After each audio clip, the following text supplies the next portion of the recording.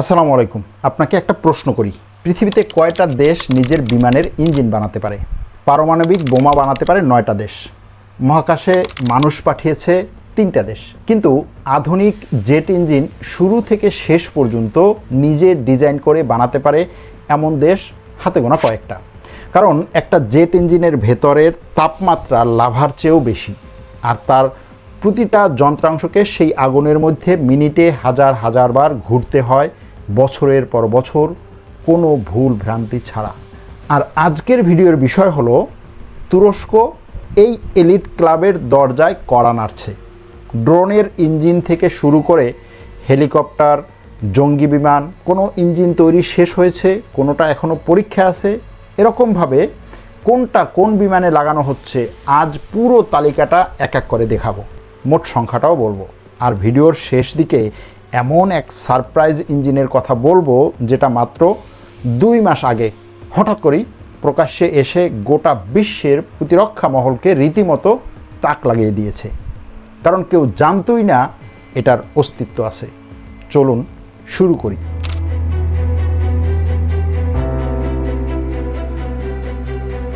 প্রথমে 30 সেকেন্ডে বিষয়টা বুঝে নেই, সমস্যাটা কোথায়। তুরস্ক ড্রোন বানায়, হেলিকপ্টার বানায়, এমনকি 5ম প্রজন্মের যুদ্ধবিমান কান ফাইটার জেট পর্যন্ত বানিয়ে উড়িয়েছে, কিন্তু এতদিন এসবের হৃৎপিণ্ড মানে ইঞ্জিন আসতো বিদেশ থেকে, আমেরিকা থেকে, ইউক্রেন থেকে, কানাডা থেকে, বিভিন্ন দেশ থেকে। আর বিদেশি ইঞ্জিন মানেই বড় একটা সমস্যাটা হচ্ছে নিষেধাজ্ঞা। কানাডা যখন বাইরাক্তার ড্রোনের ক্যামেরা বিক্রি বন্ধ করলো, তুরস্ক নিজেই ক্যামেরা বানালো, কিন্তু ইঞ্জিন রাতারাতি বানানো যায় না। একটা ইঞ্জিন তৈরিতে প্রায় 10 থেকে 15 বছর সময় লাগে। তাই তুরস্ক প্রায় 1 দশক আগে নীরবে একটা বিশাল কর্মসূচি শুরু করেছিল। আজ সেই গাছের ফল ধরা শুরু করেছে। এবার ক্যাটাগরি ধরে ধরে দেখি তুরস্ক কোন ক্যাটাগরির কতগুলো ইঞ্জিন বানাচ্ছে, কোন পর্যায়ে আছে। প্রথম ক্যাটাগরি হচ্ছে ড্রোনের পিস্টন ইঞ্জিন। এখানে তুরস্ক শুধু সফলই না, বরং রেকর্ডধারী। টিইআই তুষাস ইঞ্জিন ইন্ডাস্ট্রি PD-170 তুরস্কের প্রথম দেশীয় টার্বোডিজেল বিমান ইঞ্জিন, 170 হর্স পাওয়ার। এখানে তুষাসের আঙ্কা এবং আকসুঙ্গু ড্রোনে এগুলো এখন ব্যবহার করা হচ্ছে, পুরোদমে সিরিয়াল প্রোডাকশনে আছে। মজার তথ্য হচ্ছে এই ইঞ্জিন 42,000 ফুট মানে 13 কিলোমিটার উচ্চতায় উঠে নিজের ক্লাসে বিশ্ব রেকর্ড করেছে। যাত্রীবাহী বিমান যে উচ্চতায় ওড়ে তার চেয়েও উপরে গিয়েছে এই ইঞ্জিন। এরপরে আছে TEY PD-200। PD-170 এর চেয়ে শক্তিশালী একটা সংস্করণ, 200 হর্স পাওয়ারের। এটা বানানো হয়েছে বিশেষভাবে বাইরাক্তার TB3 ড্রোনের জন্য, যেটা পৃথিবীর ইতিহাসে প্রথম ড্রোন হিসাবে জাহাজ থেকে উড়ে জাহাজেই নেমেছে। সমুদ্রের নোনা বাতাসে টিকতে ইঞ্জিনটার ধাতব যন্ত্রাংশ বিশেষভাবে বদলানো হয়েছে। এটাও এখন নিয়মিত ডেলিভারি হচ্ছে। এরপরে আছে TEY PD-222, 225 হর্স পাওয়ারের নতুন সংস্করণ। তৈরির কাজ মূলত শেষ, এখন চূড়ান্ত কোয়ালিফিকেশনে পরীক্ষা চলছে। এরপরে আছে TEI PG-50, ছোট ইঞ্জিন। কার্গি নামে কামিকাজে ড্রোনে এটা ব্যবহার করা হচ্ছে। সারমর্ম হচ্ছে ড্রোন ইঞ্জিনে তুরস্কের কাজ শেষ, পরীক্ষা না বরং উৎপাদন চলছে। TEI অর্থাৎ টার্কিশ ইঞ্জিন ইন্ডাস্ট্রি এর মহাব্যবস্থাপক এমনকি তিনি বলেছেন যে চাহিদা যদি আসে তাহলে মাসে তাদের উৎপাদন দ্বিগুণ করার সক্ষমতাও আছে। আর এই ইঞ্জিনগুলোই এখন তুরস্কের ড্রোন রপ্তানির মেরুদণ্ড। দ্বিতীয় ক্যাটাগরি হচ্ছে ছোট জেট ইঞ্জিন মানে টার্বোজেট। এগুলো মূলত ক্রুজ মিসাইল আর টার্গেট ড্রোনের ইঞ্জিন। এখানেও কাজ প্রায় পুরোটাই সম্পন্ন। TEI বা তেইয়ের TJ-90 ইঞ্জিন 2017 সালেই শিমশেক নামক টার্গেট ড্রোনে প্রথম ব্যবহার করা হয়েছে। এরপরে TJ-300 তৈরি হয়েছে জাহাজ বিধ্বংসী মিসাইলের জন্য।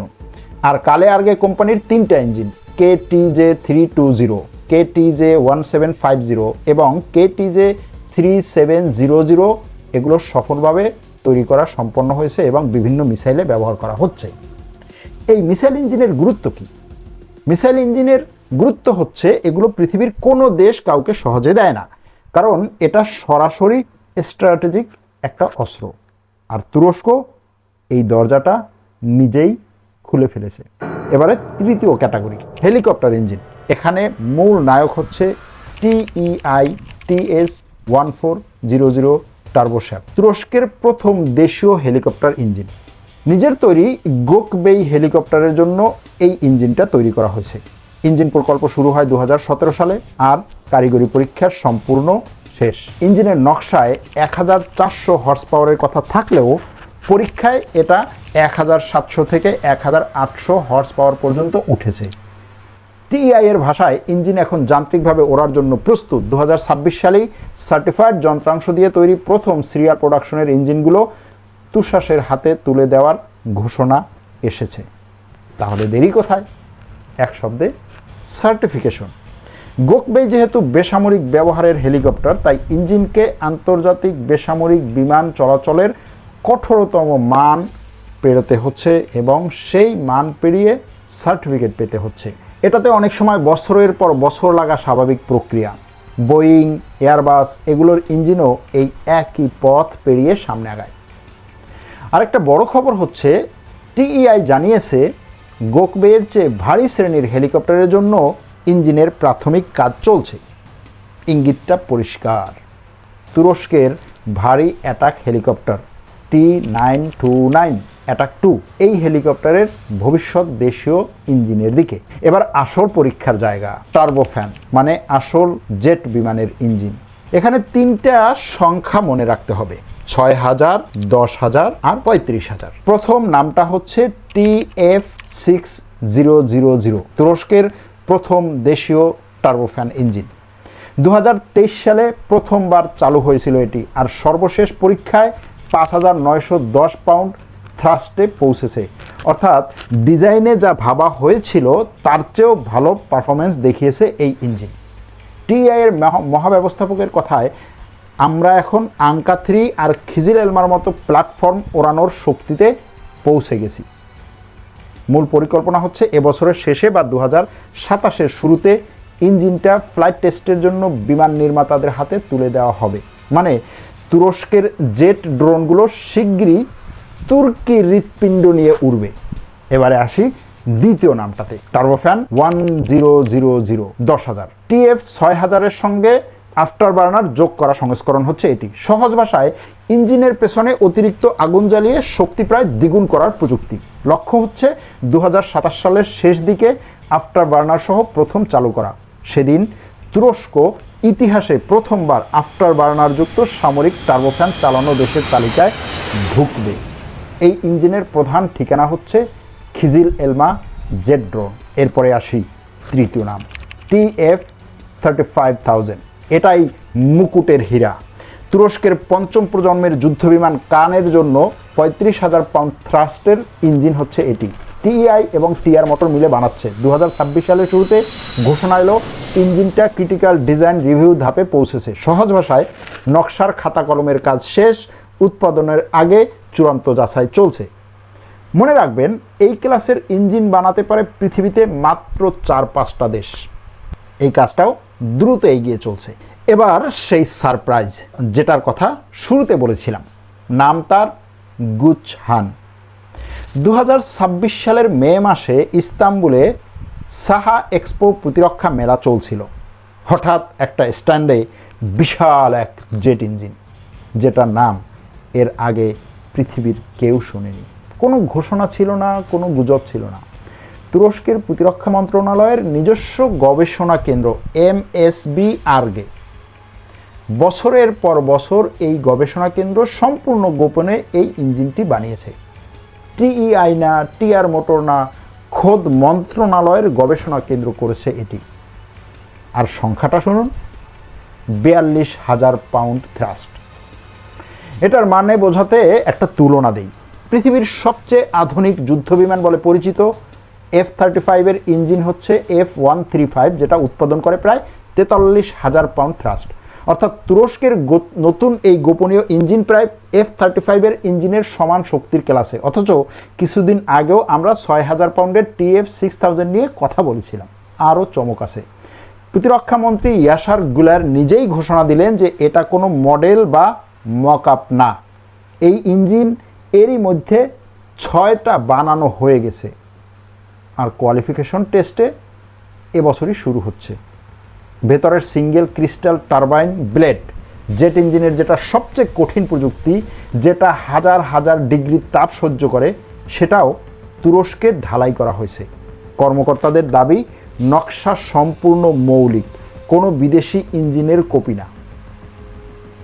এখন কথা হচ্ছে এটা কোন বিমানের জন্য?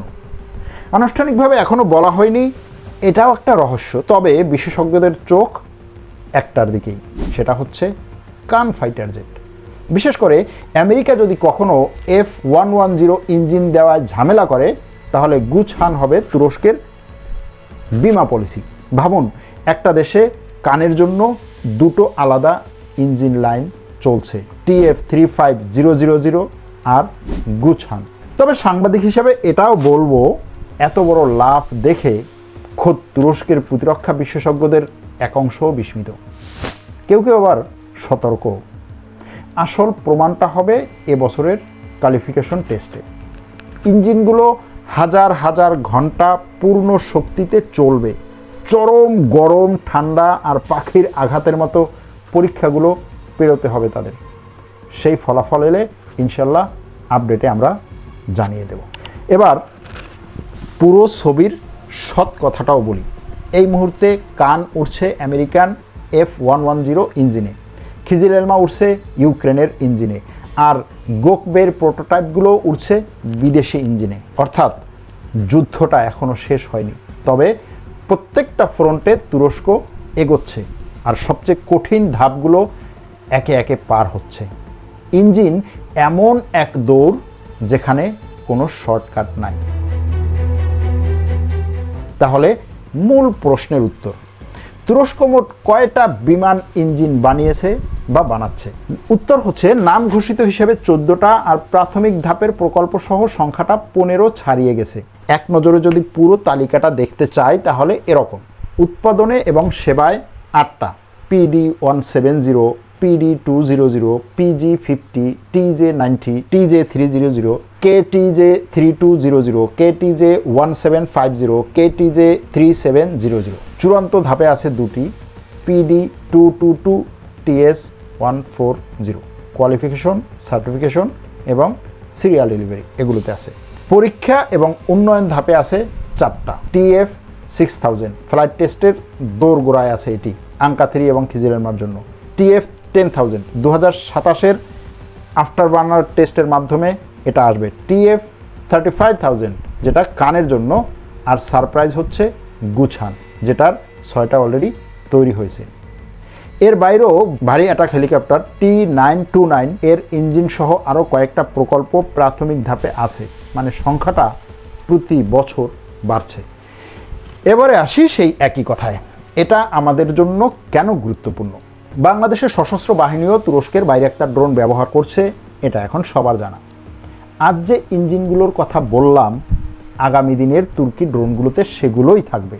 মানে যে দেশগুলো তুরস্কের প্রতিরক্ষা পণ্য কিনছে তাদের জন্য সবচেয়ে বড় সুখবর হচ্ছে এই অস্ত্রগুলোর উপর তৃতীয় কোনো দেশের নিষেধাজ্ঞার খড়গ আর থাকছে না। ইঞ্জিন তুর্কি হলে সিদ্ধান্তও তুর্কি, আর সিদ্ধান্ত তুর্কি হলে বন্ধুর মতোই আচরণ। আর বড় শিক্ষাটা বাংলাদেশের জন্য, সেটা হচ্ছে বাংলাদেশের মতো উদীয়মান দেশগুলোর তুরস্ক এই যে জায়গাটাতে এসেছে এটা একদিনে নয়, 20 থেকে 25 বছরের ধারাবাহিক বিনিয়োগ, হাজার হাজার প্রকৌশলী তৈরি আর ব্যর্থতা সত্ত্বেও লেগে থাকার ফল। প্রযুক্তি ভিক্ষা করে পাওয়া যায় না, এটা বানাতে হয়। আপনার কি মনে হয় TF35000 কি সময় মতো কানকে ওড়াতে পারবে? অথবা আরেকটা কথা, বাংলাদেশ কি এই দিকে তুরস্কের পথে হাঁটবে বা হাঁটা উচিত? কি মনে হয় কমেন্টে লিখুন। ভিডিওটা ভালো লাগলে লাইক বা শেয়ার করুন, আর তুরস্কের প্রতিরক্ষা শিল্প নিয়ে এমন বিশ্লেষণ নিয়মিত পেতে সাবস্ক্রাইব করে বেল আইকনটি চেপে রাখুন। আজ এখানেই রাখছি, ভালো থাকবেন, সুস্থ থাকবেন, আল্লাহ হাফেজ।